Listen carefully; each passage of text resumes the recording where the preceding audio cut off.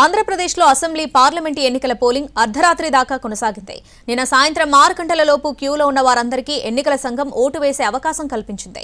సోమవారం రాత్రి 11 గంటల వరకు 78% పోలింగ్ నమోదైనట్లు ఈసీ తెలిపింది.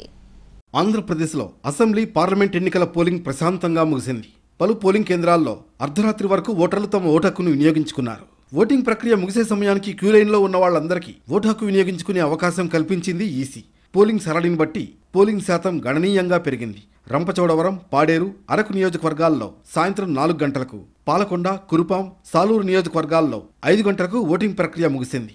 మిగిలిన అన్ని నియోజకవర్గాల్లో సాయంత్రం 6 గంటలలోపు క్యూ లైన్లో ఉన్న వారందరికీ ఓటు హక్కు వినియోగించుకునేలా ఛాన్స్ ఇచ్చింది. పోలింగ్ ముగియడంతో ఈవీఎంలను భారీ బందోబస్తు మధ్య స్ట్రాంగ్ రూమ్లకు తరలించారు. పోలింగ్ కేంద్రాల్లో ఉదయం నుంచే ఓటర్లు బారులు తీరారని, అయితే ఈవీఎంలకు సంబంధించి కొన్ని సమస్యలు వచ్చాయన్నారు మీనా. 275 బియ్యూలు, 217 సియూలకు, 600 వీవీప్యాట్లకు సంబంధించి సమస్యలు వచ్చినట్లు వెల్లడించారు. తంగెడలో బాంబుదాడి ఘటనపై తమ దృష్టికి వచ్చిందన్నారు. రీపోలింగ్పై ఇంకా నిర్ణయం తీసుకోలేదని రాష్ట్ర ప్రధాన ఎన్నికల అధికారి ముఖేష్ కుమార్ మీనా స్పష్టం చేశారు.